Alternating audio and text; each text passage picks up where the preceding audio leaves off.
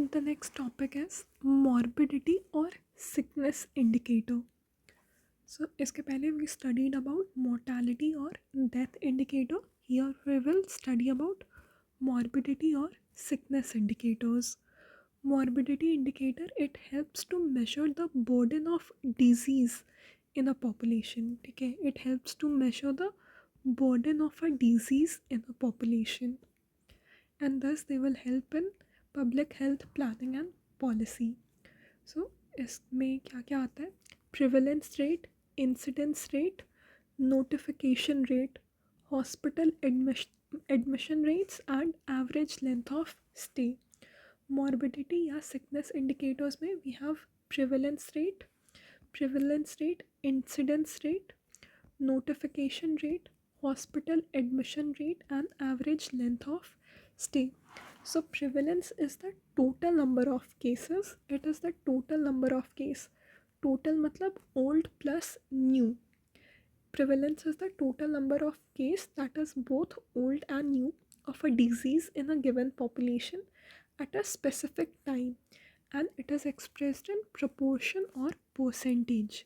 तो prevalence rate का formula क्या होता है? Prevalence is equal to total number of cases, that is both new plus old, divided by the total population into 1000. Prevalence rate is total cases by total population into 1000. ठीक है, तो अगर किसी disease का prevalence rate high है, मतलब that is a long disease, मतलब that disease has a long duration. ठीक है, बिकॉज उसमें new plus old total number of cases बहुत ज़्यादा है, तो प्रिवेलेंस रेट में टोटल केसेस आते हैं new plus old. Then incidence, it refers to the number of new cases per unit time. Incidence refers to the number of new cases per unit time occurring in a population. So incidence rate का formula क्या होता है? New cases in a given population divided by population at risk into 1000.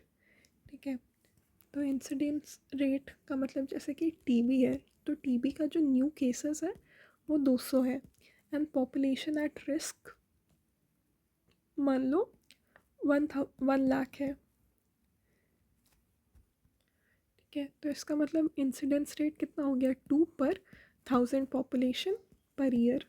ठीक है, so incidence rate is the number of new cases in a given time by population at risk into 1000.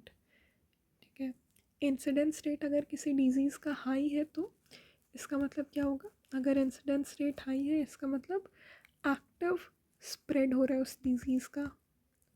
ठीक है, incidence rate अगर ज़्यादा है मतलब वो disease actively spread कर रहा है, न्यू केसेस आ रहे हैं. प्रिवेलेंस रेट अगर किसी डिजीज़ का ज़्यादा है तो इसका मतलब क्या हुआ कि लॉन्ग ड्यूरेशन है डिजीज़ का. ठीक है, बिकॉज प्रिवेलेंस रेट में न्यू और ओल्ड दोनों डिजीज़ेस आ जाते हैं. ठीक है, और इंसिडेंस रेट में न्यू डिजीज़ेस को हम, न्यू केसेस को हम लेते हैं. Then notification rate. Notification rate, it is how many people get the disease.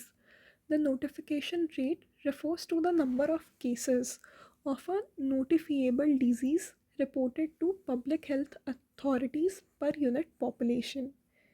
ठीक है, so notification rate का मतलब है how many person get the disease.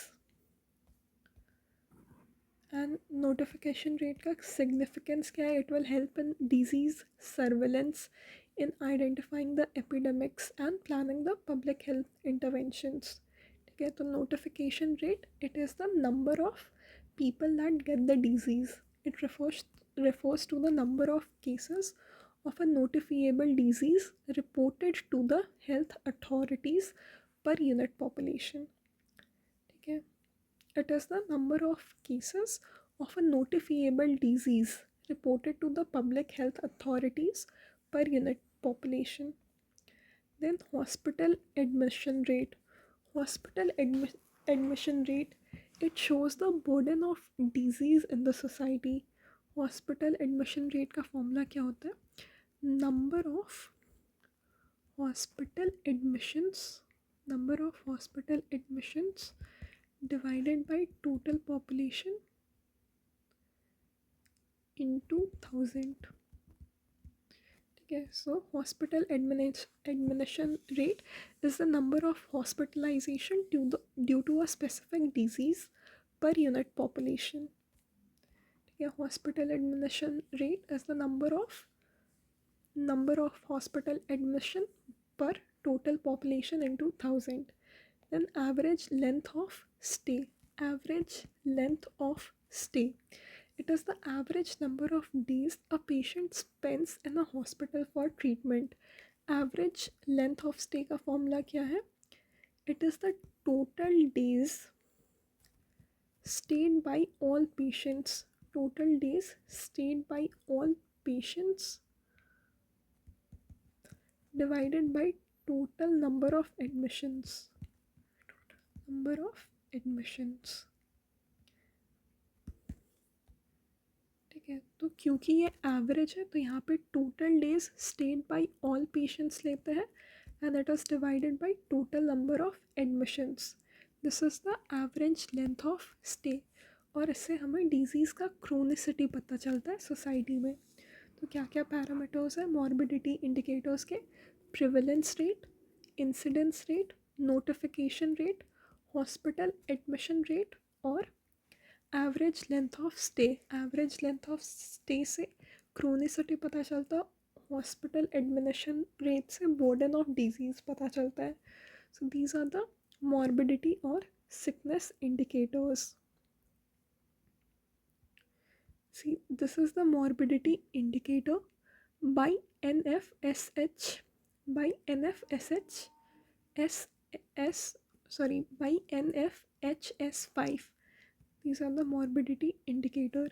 This was conducted by NFHS in 2019 and 2020 and the data was released in 2021.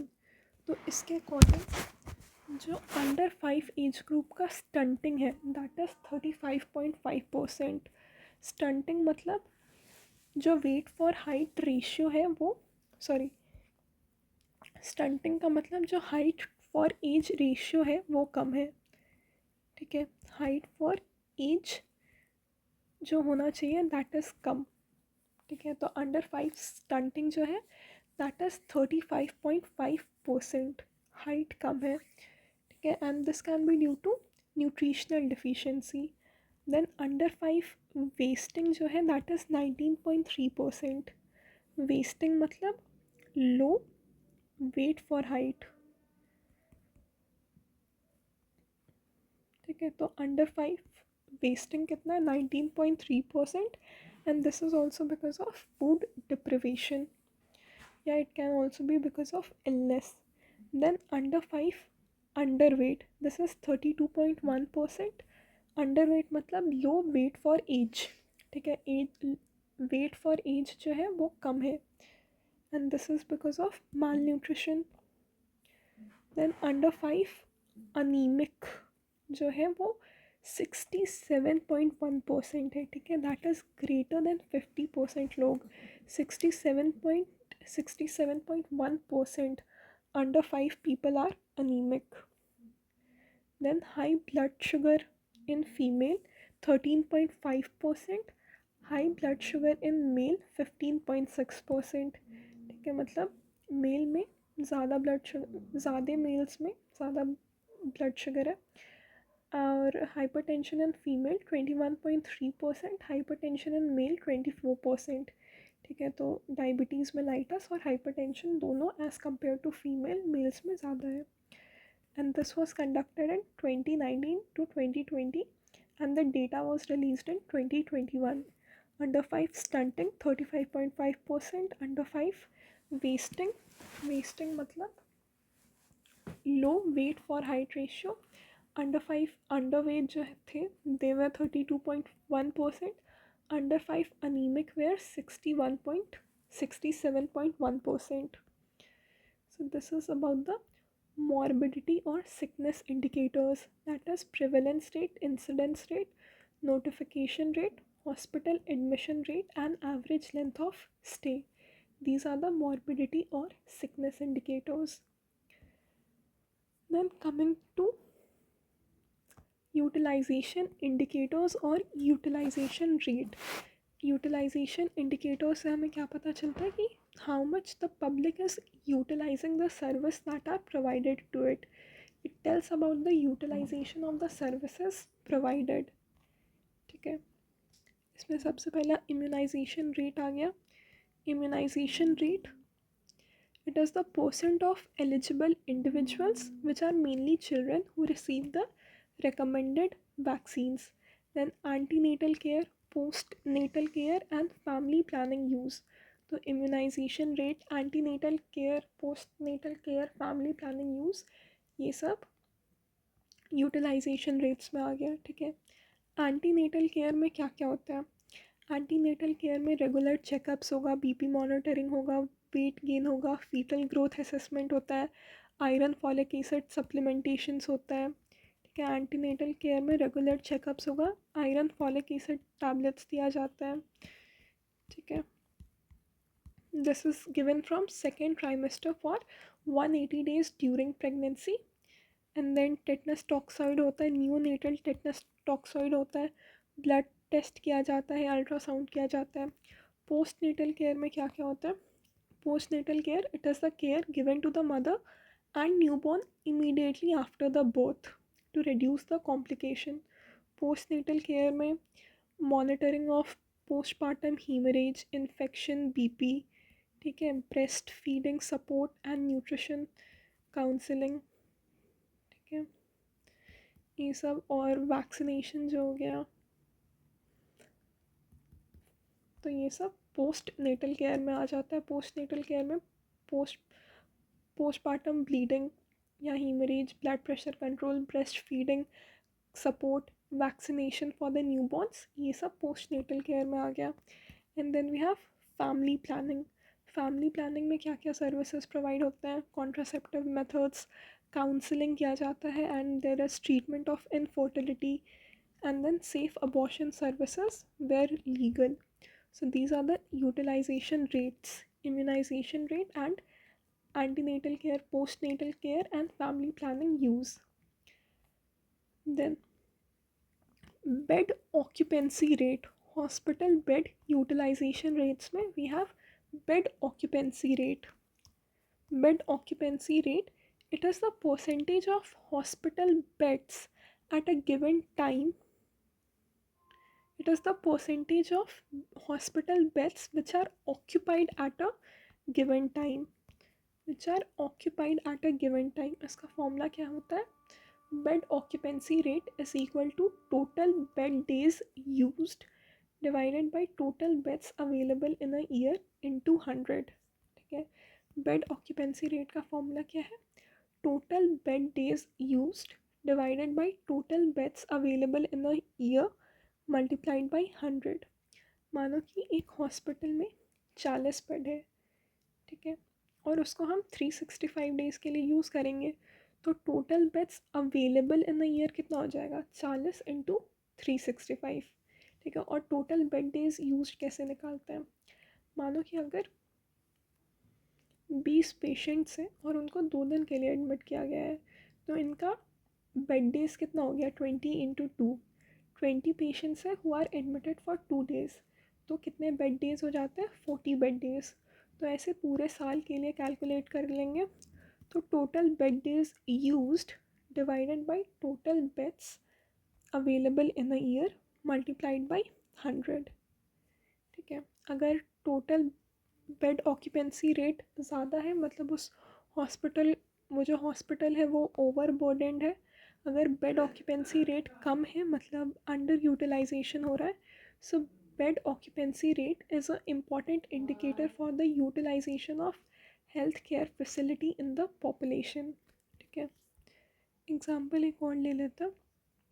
मानो कि एक hospital है, उसमें 50 बेड है. ठीक है, और उसको अगर 1 साल के लिए यूज़ कर रहे हैं, तो total beds available in the year कितना हो गया. 50 इंटू 365. और मानो वहाँ का जो टोटल बेड डेज है दैट इज़ 15,000. सो इसको मल्टीप्लाई करेंगे 100 से, तो बेड ऑक्यूपेंसी रेट मिल जाएगा, ठीक है। So bed occupancy rate is the total bed days used divided by total beds available in a year multiplied by 100, ठीक है। Bed occupancy rate is a important indicator for the utilization of healthcare facility in the population। Bed occupancy rate ज़्यादा होगा मतलब जो hospital है वो ओवरबर्डनड है, अगर कम होगा मतलब अंडर यूटिलाइज्ड हो रहा है resources. Then bed turnover rate. Bed turnover rate, it measures the number of times a hospital bed is used by different patients in a given time, ठीक है। Bed turnover rate, it is equal to total discharge plus death plus transfer out divided by total beds available in a year into 100, ठीक है। तो bed turnover, it measures the number of times a hospital bed is used by different patients।